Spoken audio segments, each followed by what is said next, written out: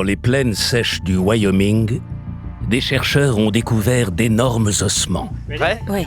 1, 2, 3. On le retourne. Voilà. Ainsi qu'une série d'empreintes datant d'il y a 66 millions d'années. Des indices de la présence du plus impressionnant des dinosaures, le T-Rex. C'est un monstre tout droit sorti d'un cauchemar, mais il est bien réel. 7000 kilos de chair, d'os et de muscles. Le tyrannosaure terrorisait le monde préhistorique. Mais sa vie demeure un mystère. Il forme un groupe très bizarre de carnivores. Des découvertes inédites sur un site exceptionnel nous révèlent aujourd'hui quelques-uns de ses secrets. La technologie laser nous permet d'imaginer la terrifiante réalité de ce prédateur et de ses proies. Le T-Rex n'était pas uniquement un monstre bestial. C'était un animal très intelligent. Regardez-moi cette dent. C'est la dent la plus flippante qui ait existé. Pour percer à jour les mystères de cette créature disparue, nous retournerons à une époque où le T-Rex arpentait encore la Terre. Et nous reconstituerons son corps massif pour découvrir comment il est devenu le roi des dinosaures.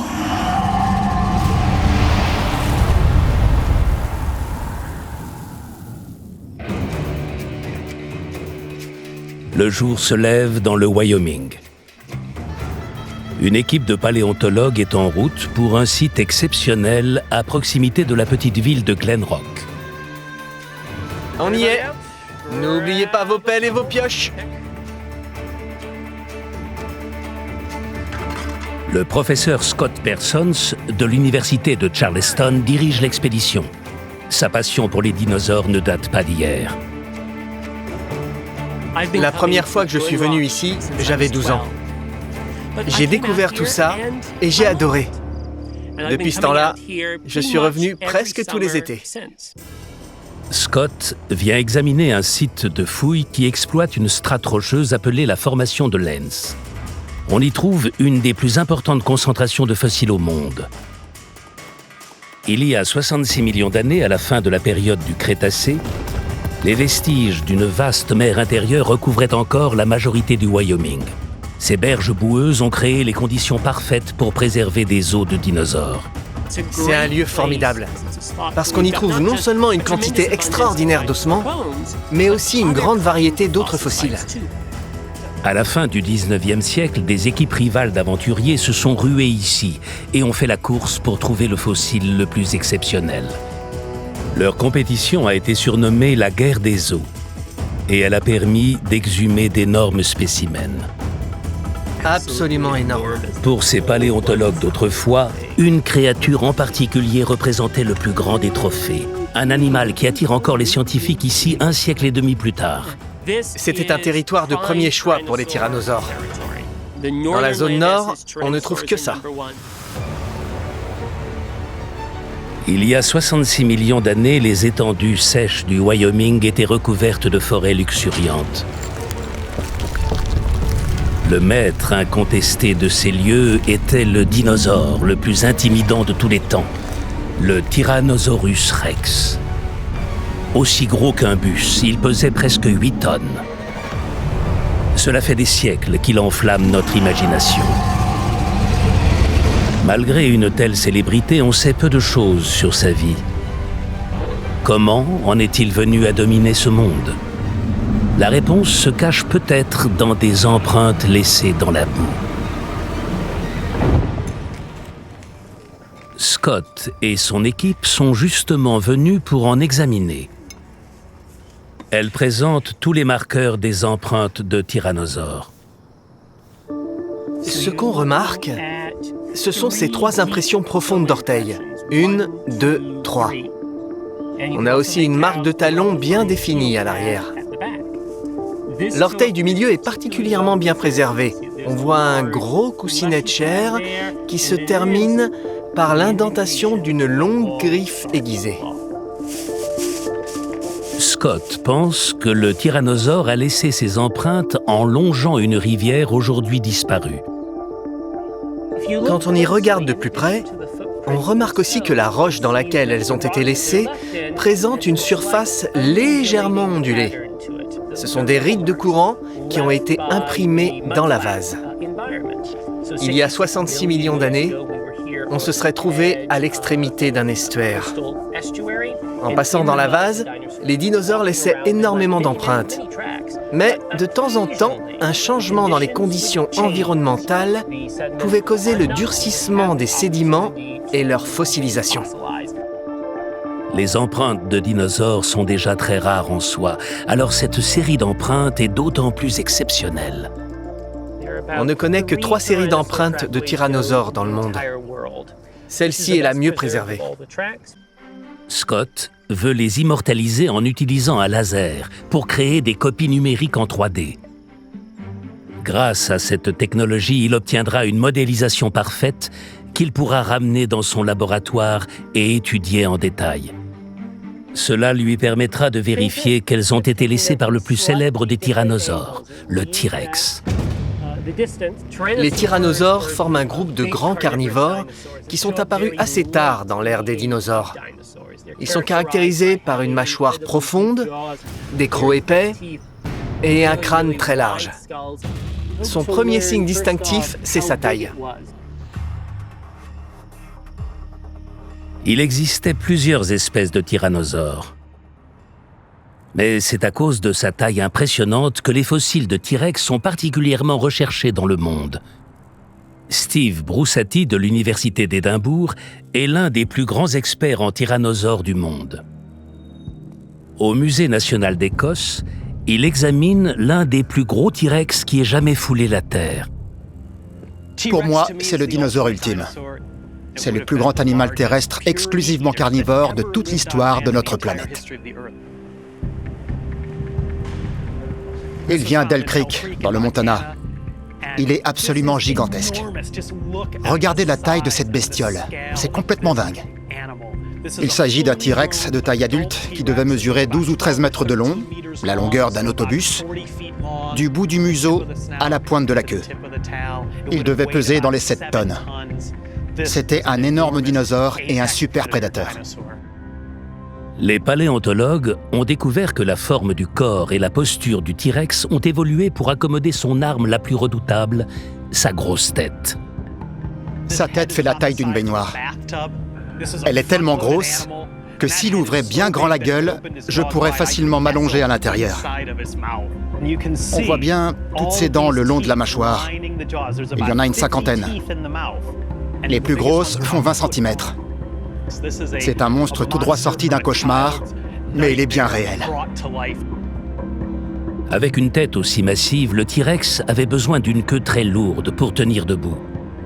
La queue faisait contrepoids, comme sur une balance, pour que sa grosse tête ne le fasse pas basculer en avant. C'était une question d'équilibre. Ses pattes étaient l'une des plus robustes de toute l'évolution. Il avait des jambes énormes. On parle d'un animal qui pesait plus lourd qu'un éléphant, mais qui marchait sur 2 pattes. Il n'y avait que ses orteils qui touchaient le sol. Il marchait sur la pointe des pieds comme une danseuse classique. Les empreintes, comme celles découvertes dans le Wyoming, permettent d'estimer la taille du T-Rex qui les a laissées. Dans son laboratoire, Scott compare celle de Glen Rock avec des mesures connues pour calculer la hauteur de hanche de l'animal. Voici l'empreinte la mieux préservée de toutes celles qu'on a scannées. Ce qu'on va faire, c'est qu'on va mesurer une petite distance. Le résultat est surprenant. L'empreinte est étonnamment petite. Nos empreintes de tyrannosaures mesurent environ 505 mm de long.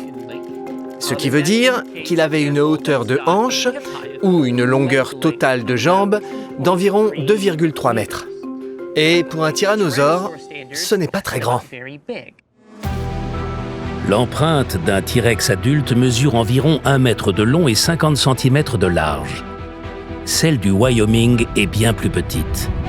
Si on rétrécit le modèle pour le faire correspondre à cette trouvaille et qu'on extrapole le résultat au reste du squelette, on découvre que le dinosaure qui a laissé ses empreintes ne mesurait que 2 mètres environ. Pourtant, la forme de l'empreinte est bien celle d'un tyrannosaure. Donc, pour Scott, il n'y a qu'une conclusion possible. Il ne s'agissait pas d'un adulte, mais d'un ado. On a affaire à un tyrannosaure assez jeune. Probablement un tyrannosaure adolescent. Un individu âgé de 10, 11 ou 12 ans, pas plus. La possibilité que cette empreinte appartienne à un jeune individu est à la fois rare et fascinante. Les chasseurs de fossiles ont découvert des dizaines de squelettes de T-Rex adultes, la plupart en Amérique du Nord. Le T-Rex est probablement le dinosaure le mieux connu du monde. En revanche, les chercheurs n'ont trouvé qu'une poignée de fossiles de jeunes individus. On en sait donc très peu sur leur croissance et leur mode de vie. Quand on exhume des os de bébés ou de jeunes T-Rex, c'est un événement. On est toujours ravis de trouver de nouveaux squelettes de spécimens jeunes, parce qu'ils peuvent nous aider à comprendre comment le roi des dinosaures a conquis son royaume.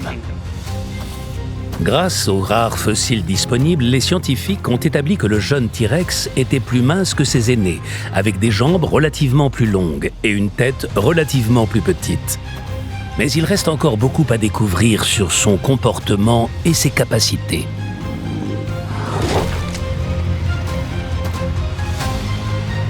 Les chercheurs pourront-ils percer à jour les secrets de cette petite terreur ?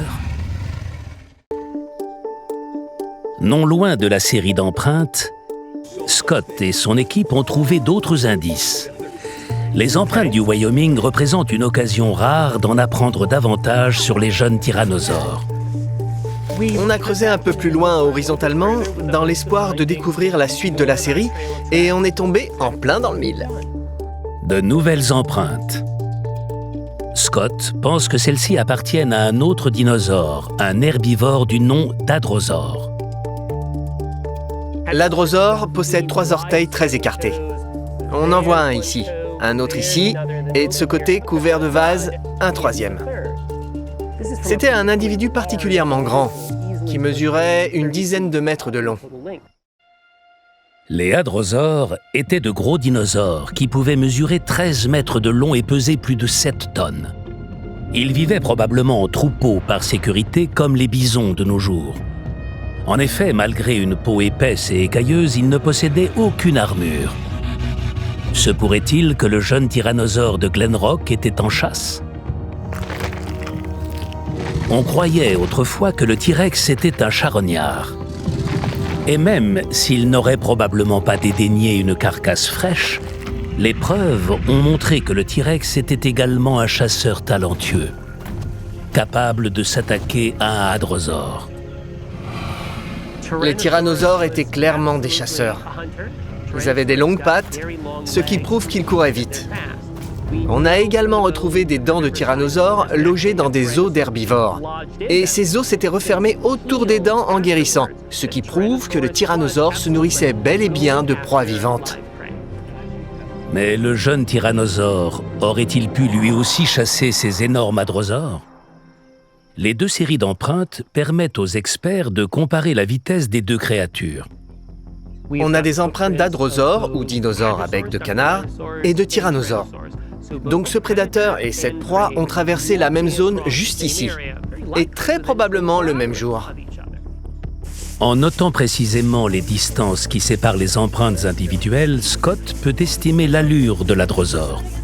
Ce qui est génial quand on a une série d'empreintes et non pas une seule empreinte isolée, c'est qu'on peut mesurer la longueur de la foulée du dinosaure et en déduire à quel point ses pattes étaient tendues quand il a posé le pied à terre. Ce qu'on observe aujourd'hui, c'est la vie préhistorique en action. Scott estime que l'herbivore se déplaçait à environ 5 km/h. Mais qu'en est-il du tyrannosaure ? On va s'intéresser aux empreintes de la patte gauche. On prend un point identique sur le talon et on mesure la distance entre les deux. Ici, 3,5 mètres. Ça veut dire qu'à chaque fois qu'il avance la patte, il l'avance de 3,5 mètres.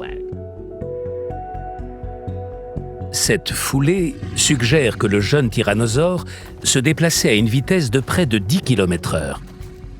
ce qui montre qu'il était bien plus rapide que sa proie, aussi bien en marchant qu'en courant. Il évolue dans son environnement presque 2 fois plus vite qu'un hadrosaure. C'est logique, parce qu'un prédateur doit pouvoir chasser ses proies. Le tyrannosaure était un sprinter, mais l'hadrosaure était un marathonien qui bénéficiait souvent d'une longueur d'avance. Pour les hadrosaures, c'est un prédateur facile à repérer, vu qu'il fait la taille d'un panneau publicitaire. Mais dans ce genre de confrontation, le T-Rex n'agissait peut-être pas seul. On a longtemps cru que c'était un chasseur solitaire. Mais des sites contenant de nombreux os de T-Rex ont été découverts, avec un mélange de jeunes et d'adultes. Ces nouveaux éléments indiquent que les T-Rex travaillaient peut-être en équipe. Il est devenu très clair que les tyrannosaures étaient en général sociables et qu'ils vivaient en groupe. Donc, si vous aviez déjà peur de vous faire poursuivre par un seul T-Rex, imaginez ce que ce serait d'avoir un groupe entier à vos trousses. Un jeune devait se montrer rusé et avoir la chance de son côté pour attraper un hadrosaure. Mais même s'il arrivait à l'atteindre, était-il assez puissant pour achever une proie aussi imposante ? Ou avait-il besoin des adultes pour terminer le travail ?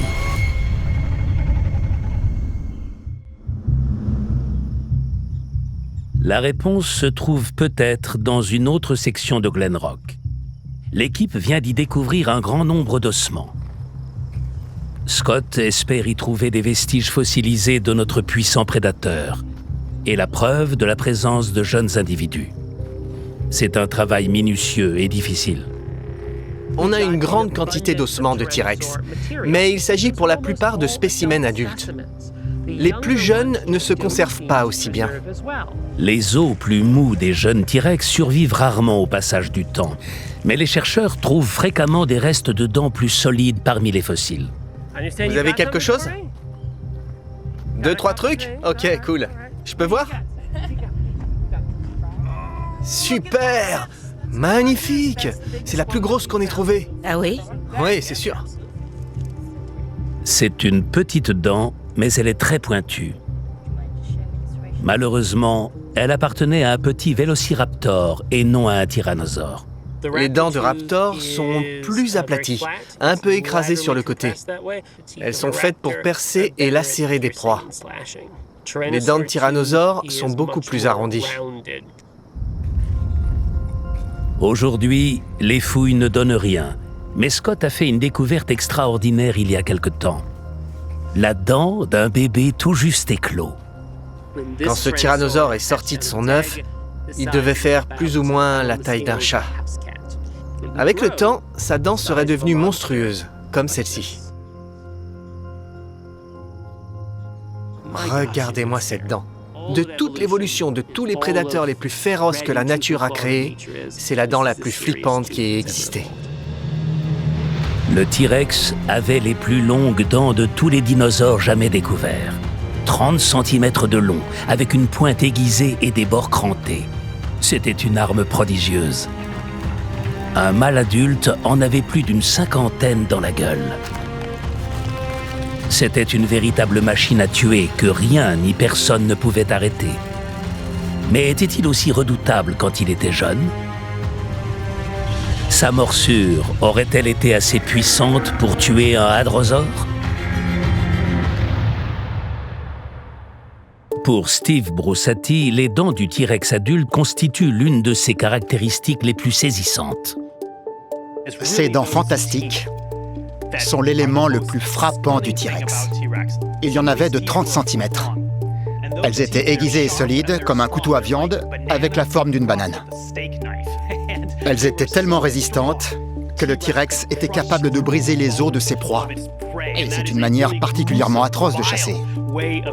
Peu d'animaux en sont capables, mais le T-Rex, oui. Les dents du T-Rex sont très impressionnantes. Mais les paléontologues se demandent aujourd'hui si le véritable secret de son coup de dent capable de briser des os ne se cacherait pas ailleurs. Parce que la force d'une morsure est avant tout une affaire de muscles. Scott examine le moulage d'un énorme crâne de T-Rex. Il provient d'un dinosaure qu'il a aidé à exhumer, du nom de Scotty. Il a été découvert dans la Saskatchewan, au Canada. Scotty est l'un des plus grands tyrannosaures connus au monde. On estime qu'il devait mesurer environ 13 mètres de long et peser au minimum 8 tonnes. Les tyrannosaures sont un peu les Rottweiler des dinosaures carnivores. Regardez sa mâchoire inférieure, à quel point elle est profonde. Et toute cette zone juste ici, c'est là où se trouvaient ces énormes muscles. Sur un T-Rex adulte, ses muscles longeaient la mâchoire et étaient fixés aux os à l'arrière du crâne. L'arrière du crâne est élargi, ce qui crée une zone beaucoup plus étendue pour que ces énormes muscles de la mâchoire puissent se fixer sur tout le dessus du crâne et juste ici, sur les côtés.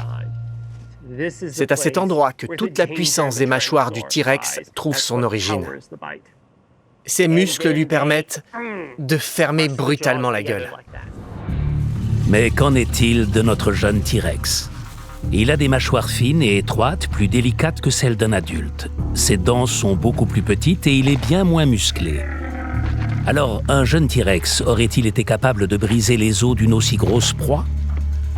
La réponse se cache peut-être dans le fossile d'un hadrosaure. Voici un moulage de l'os d'un dinosaure très chanceux. Regardez ici. Cet objet est une dent de tyrannosaure. Il a réussi à remonter jusqu'à son bassin, il l'a mordu, sa dent s'est enfoncée à l'intérieur de l'os de la queue, mais elle s'est ensuite brisée, et l'hadrosaure a réussi à lui échapper in extremis. Pour la plupart des gens, ce type de fossile est une curiosité. Mais pour les paléontologues comme Jack Tseng, c'est une opportunité. Jack est fasciné par la puissance des mâchoires des prédateurs disparus, et en particulier des plus jeunes. C'est une donnée importante, parce qu'elle permet de déterminer où se situe un prédateur dans la chaîne alimentaire.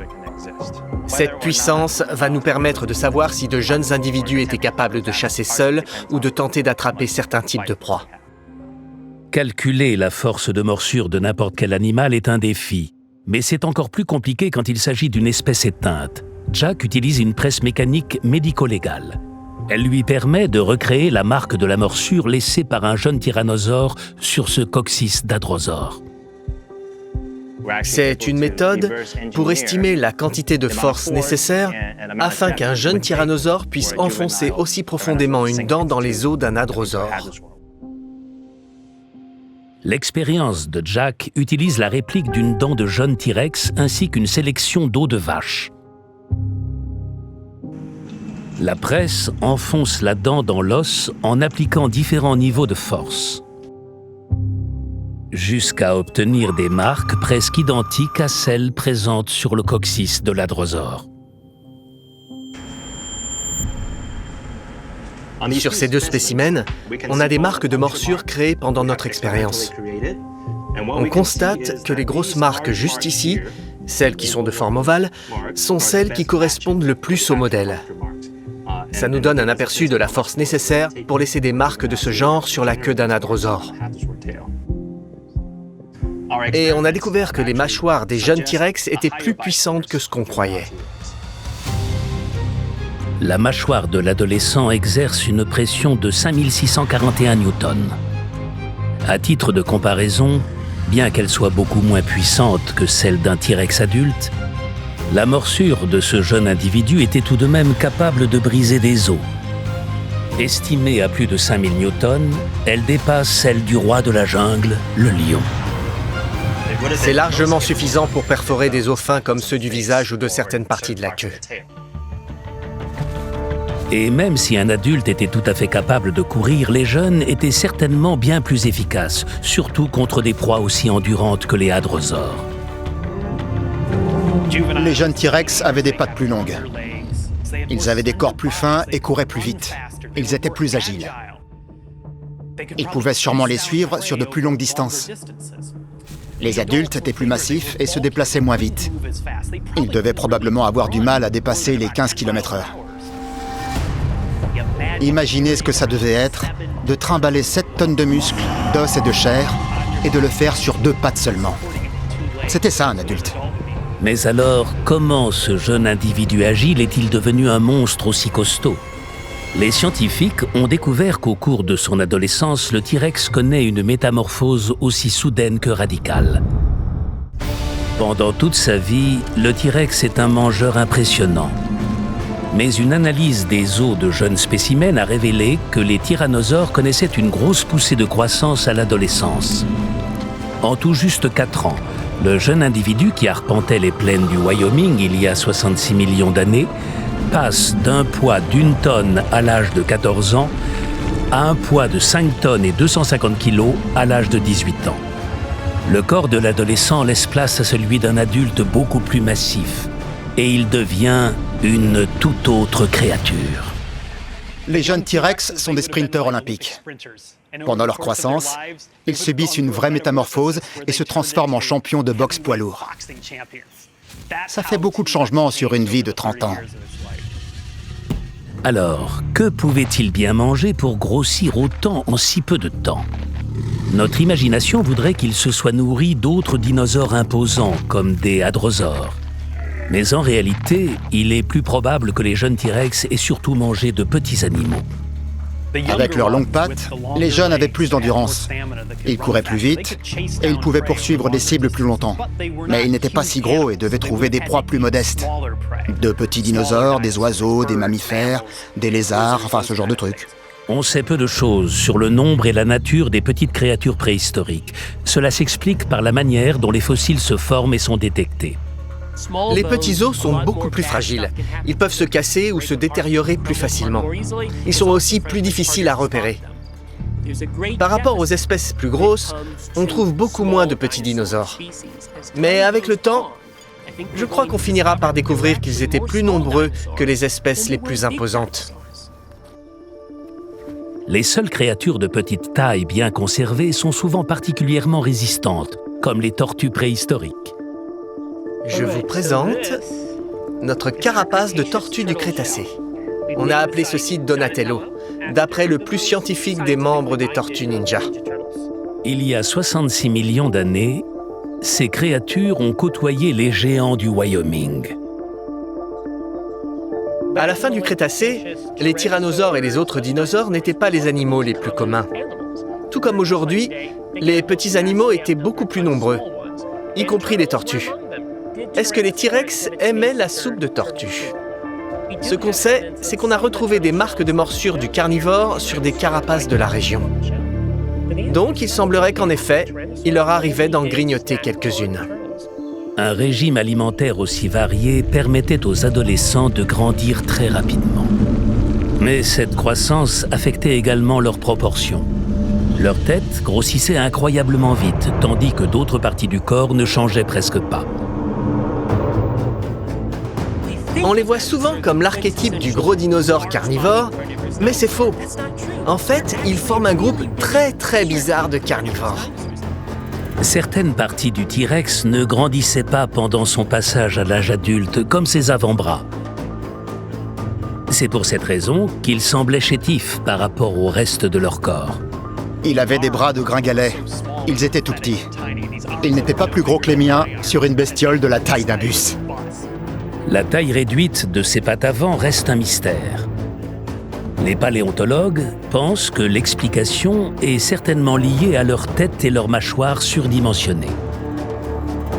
La tête faisait tout le boulot. C'était un vrai requin terrestre. Il attrapait ses proies uniquement avec sa gueule. Il les déchiquetait avant de les avaler. Il faisait tout avec la tête. Et cette énorme tête aurait pu déséquilibrer tout son corps. C'était probablement un compromis. Le tyrannosaure a choisi de concentrer le poids de l'avant de son corps dans sa tête. Il a sacrifié ses bras pour gagner une morsure plus puissante. Donc, la prochaine fois que vous entendrez quelqu'un se moquer de ses petits bras, même s'il est vrai qu'il aurait eu du mal à applaudir ou à s'essuyer la bouche après un repas salissant, vous pourrez rappeler à cette personne que ses petits bras étaient là pour que le T-Rex puisse avoir une mâchoire capable de briser des os. Et même si cette prise de poids réduisait ses performances en course, la force de morsure d'un T-Rex adulte lui permettait de s'attaquer à des proies dont un jeune individu n'aurait jamais osé s'approcher. Parmi eux se trouvait un herbivore du nom de nodosaure. Un nodosaure était un croisement entre un hérisson préhistorique et un tank. Pour un T-Rex affamé, ce monstre à l'armure blindée qui pouvait peser plus d'une tonne représentait un défi d'un autre niveau. Les nodosaures étaient des herbivores imposants en armure, comme celui-ci.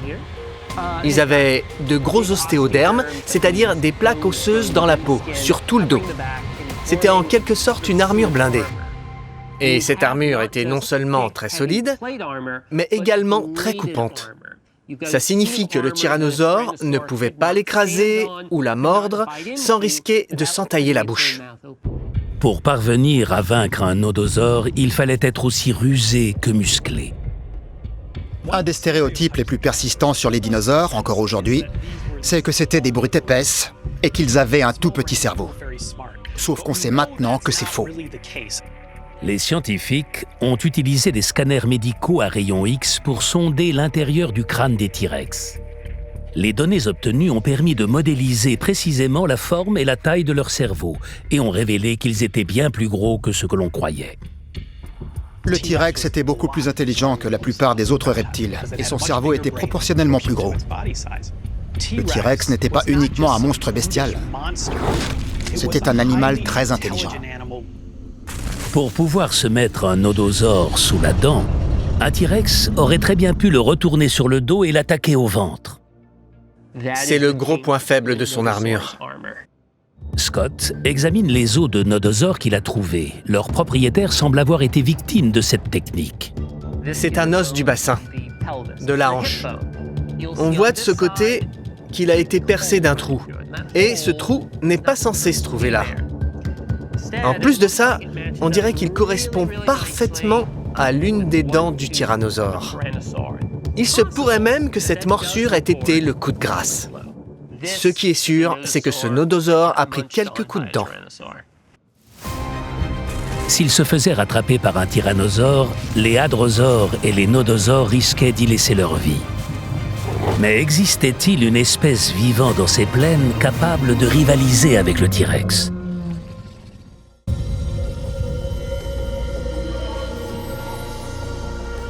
Dans le Wyoming, Scott et son équipe ont découvert un élément de réponse.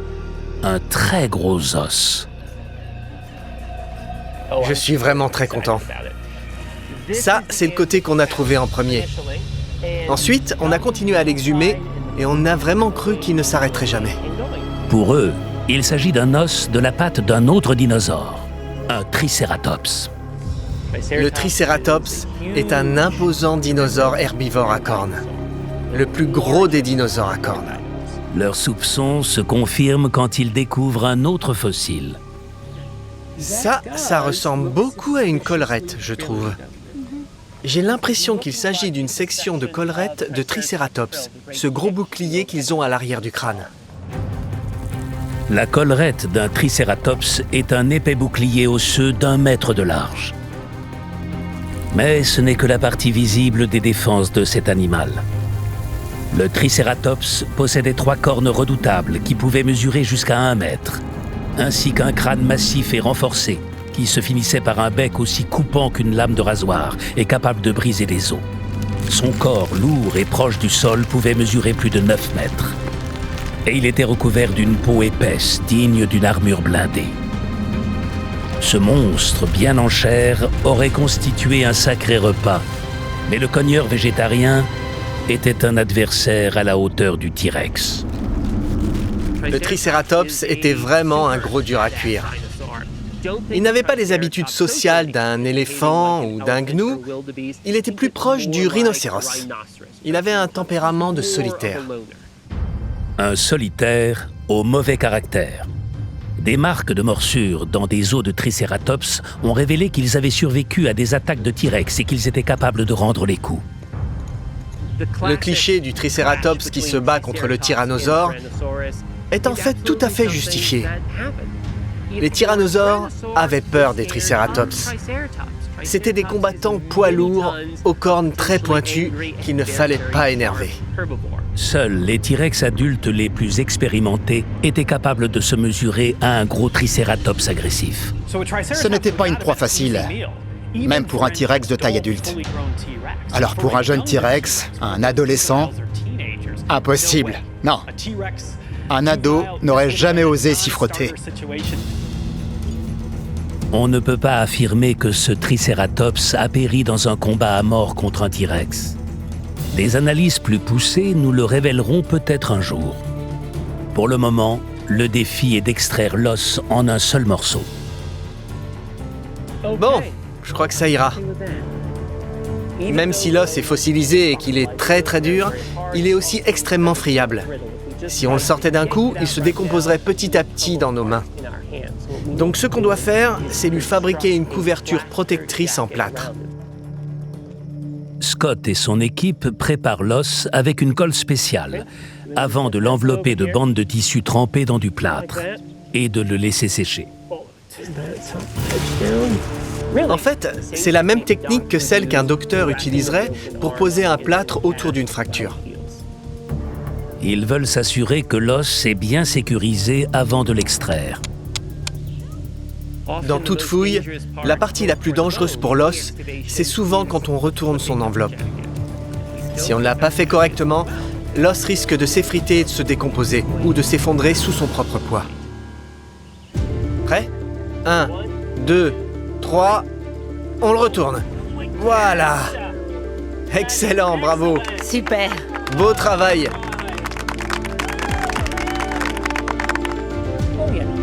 Mission accomplie.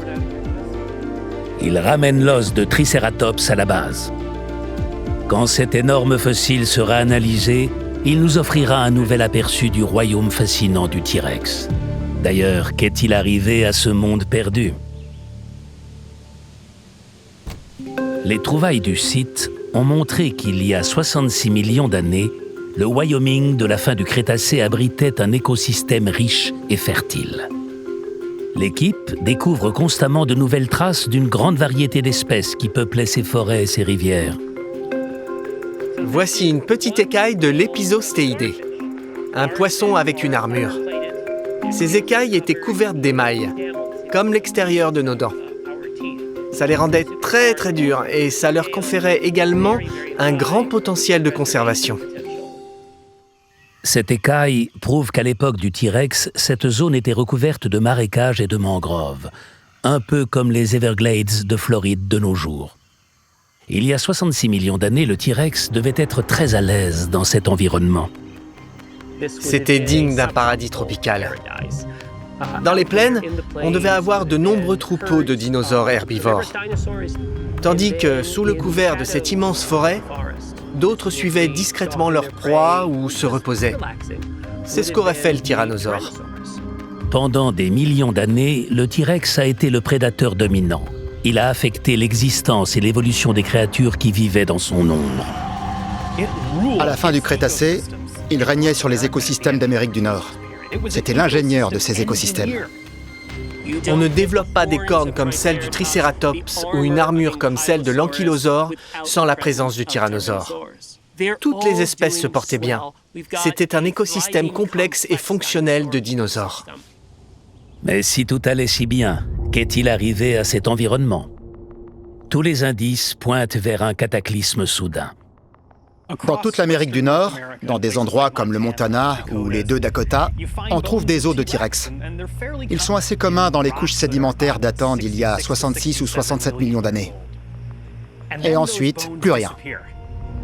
On a une fine couche argileuse d'environ 1 cm. On sait qu'elle remonte précisément à 66 millions d'années. C'est une sorte de marque-page. Cette couche argileuse contient une haute concentration d'iridium. C'est un élément rare sur Terre, mais pas dans l'espace. Cet iridium était l'empreinte chimique, la carte de visite qu'un astéroïde a laissée en s'écrasant. Il a mis fin au règne des dinosaures et a causé une extinction de masse. Cet astéroïde mesurait presque 10 km de large. Un morceau de roche spatiale plus haut que l'Everest.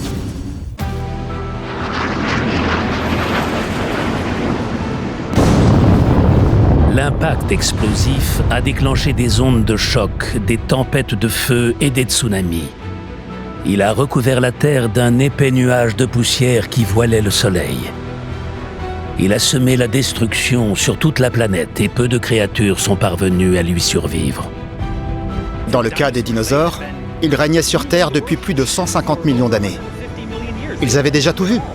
Ils avaient survécu au réchauffement climatique, à des périodes plus froides, à la montée et à la baisse du niveau des mers, aux volcans, à plein d'autres choses. Mais ils n'ont pas réussi à survivre au carnage instantané causé par cet astéroïde. Dans le chaos de l'impact et des catastrophes qui ont suivi, 3/4 de toutes les espèces de la planète se sont éteintes, y compris la plus intimidante, le T-Rex. La fin de l'ère des dinosaures est un effondrement écologique. La photosynthèse s'arrête à cause du manque de soleil. Les plantes meurent, ce qui tue les grands herbivores et qui finit par entraîner la mort des grands carnivores comme le tyrannosaure.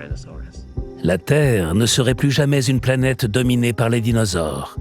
Mais malgré la dévastation, d'autres espèces ont survécu et ont fini par prendre leur essor.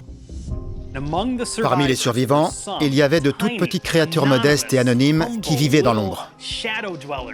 Elles ne sortaient que la nuit et avaient creusé des terriers pour échapper aux dinosaures. C'étaient des mammifères, nos ancêtres.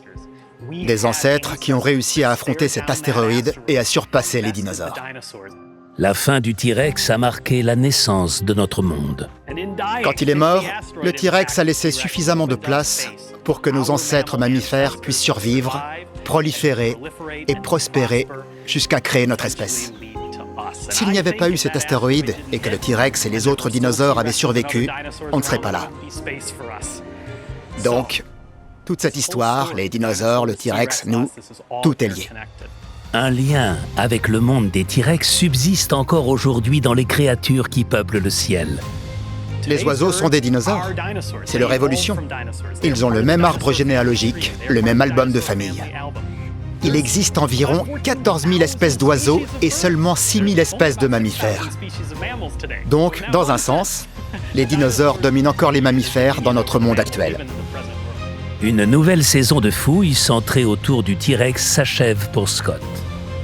Je suis très satisfait. Mais sa quête pour comprendre le monde du T-Rex se poursuit. Cette magnifique région abrite encore de nombreux secrets. Et même le dinosaure le plus étudié au monde conserve encore des mystères. On est des policiers sur une scène de crime.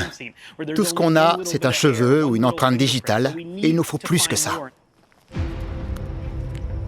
Toute l'histoire du T-Rex n'a pas encore été racontée. Mais grâce à de récentes découvertes, on en sait plus que jamais sur cette formidable créature disparue. On sait que dans sa jeunesse, le T-Rex était un chasseur rapide et agile. Une machine à dévorer qui mangeait tout ce qu'il pouvait pour alimenter une poussée de croissance explosive à l'adolescence. À l'âge adulte, le T-Rex sacrifiait ses avant-bras pour obtenir des mâchoires sans commune mesure, capables de briser des os. C'était un tas de muscles qui savaient aussi réfléchir, ce qui lui permettait de vaincre des adversaires en armure.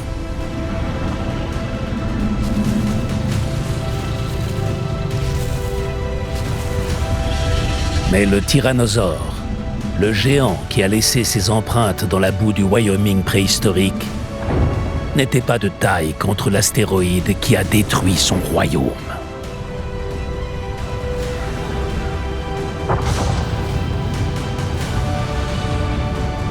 Le T-Rex était le super prédateur le plus redoutable que la Terre ait jamais connu, et le dernier grand roi des dinosaures.